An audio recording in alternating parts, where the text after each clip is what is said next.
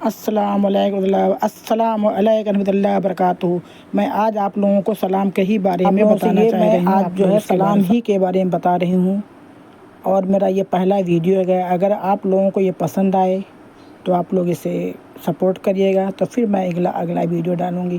کیونکہ میرے محلے میں ایک جگہ اجتماع ہوتا ہے جہاں بدھ کے دن ہوتا ہے، اسی لیے ہم لوگ کو اسی طریقے سے پڑھ کے لوگ سناتے ہیں۔ چھوٹے چھوٹے لوگ اکٹھا کرتے ہیں تاکہ جو لوگ نماز قرآن سلام کرنا بھول چکے ہیں انہیں یاد دلاتے، جبکہ جانتے سب ہیں، لیکن اجتماع میں جانے سے تھوڑی دیر کے لیے انسان کے دل میں ڈر اور دہشت پیدا ہو جاتی ہے، اور پھر وہ اس پر عمل کرنے لگتا ہے۔ تو میں نے سوچا لاؤ تھوڑا سا ہم اس پہ اپنا ویڈیو بنا کے ڈالیں۔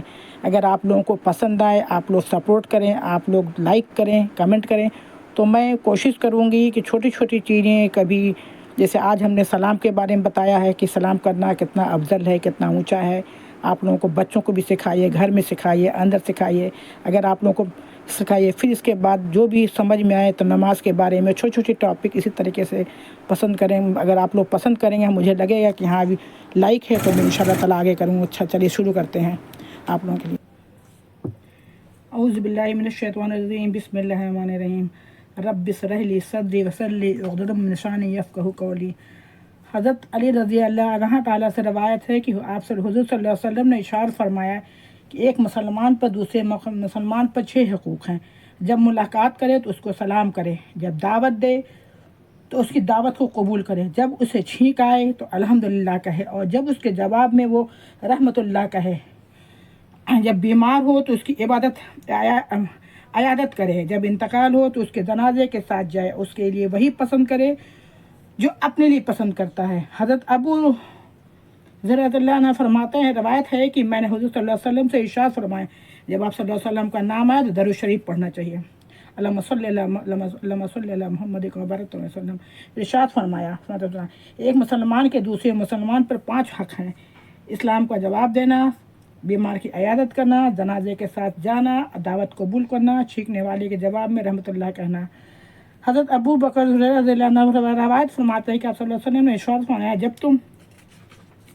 جب تم جنت میں نہیں جا سکتے تو جنت میں تم تب تک نہیں جا سکتے جب تک مومن نہ ہو جائے، یعنی تمہاری زندگی ایمان والی زندگی نہ ہو جائے، اور تم اس وقت مومن نہیں ہو سکتے جب تک آپس میں ایک دوسرے سے محبت نہ کرو۔ کیا میں تمہیں وہ عمل نہ بتا دوں جس کے کرنے سے تمہارے درمیان محبت پیدا ہو جائے؟ وہ ہے سلام کہو، آپس میں خوب پھیلاؤ، سلام کرو، آپس میں خوب پھیلاؤ۔ ایک دوسرے کو سلام جتنا ہی زیادہ کریں گے، اس سے ہی زیادہ ایک دوسرے سے لوگ ملیں گے۔ حضرت ابو داؤد رضی اللہ عنہ روایت ہے کہ آپ صلی اللہ علیہ وسلم نے ارشاد فرمایا، سلام کو خوب پھیلاؤ تاکہ تم بلند ہو جاؤ۔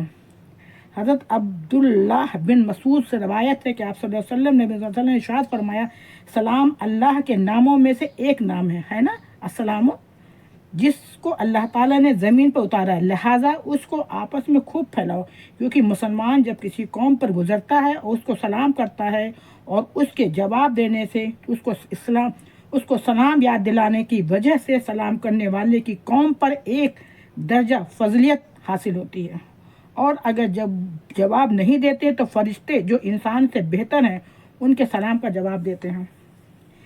حضرت ابن مسعود رضی اللہ عنہ روایت کرتے ہیں کہ حضرت صلی اللہ علیہ وسلم نے ارشاد فرمایا، علامات قیامت میں ایک سے عالمیت یہ ہے کہ ایک شخص دوسرے شخص کو صرف پہچان کی بنیاد پر سلام کرے، نہ کہ مسلمان ہونے کی بنیاد پر۔ سب کو سلام کرنا چاہیے جو بھی ملے۔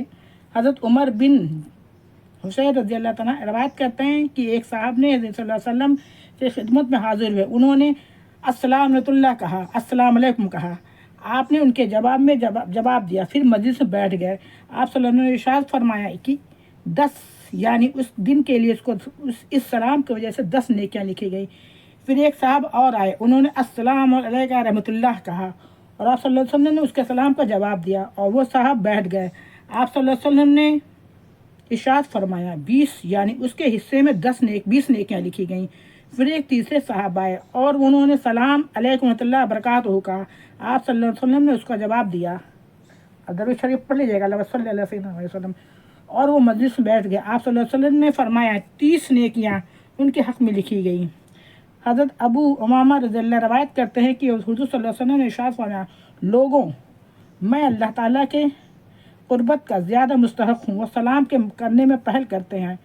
حضرت ابو عبداللہ رضی اللہ عنہ فرمات کرتے ہیں نبی صلی اللہ علیہ وسلم نے ارشاد فرمایا سلام میں پہل کرنے والے تکبر، جو پہلے سلام کرتا ہے وہ تکبر سے بری ہو جاتا ہے۔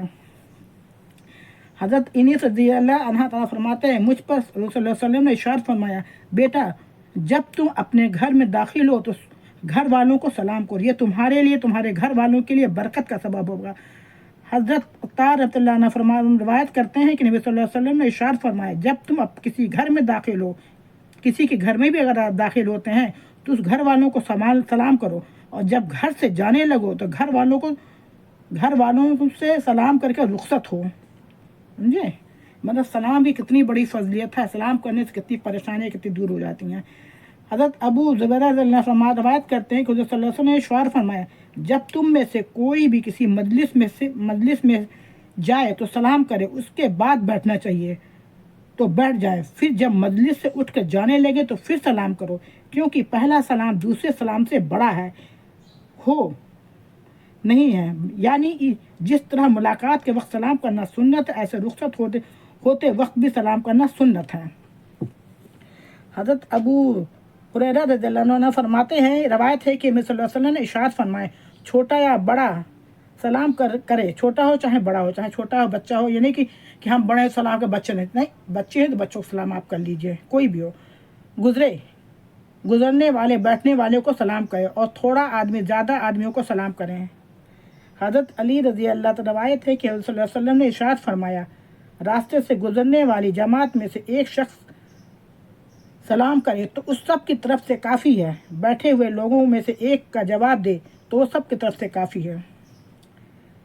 حضرت مقدر بن مسعود رضی اللہ فرماتے ہیں کہ آپ صلی اللہ علیہ وسلم نے روایت ہے رات کو تشریف لاتے ہیں تو اس میں اس طرح سلام کرتے ہوئے سونے والے نہ جاگ جائے، مطلب اگر رات میں آپ آ رہے ہیں تو آپ اس طرح سلام کریے کہ جو سو رہا وہ نہ جاگ جائے اور جاگنے والے سن لیں۔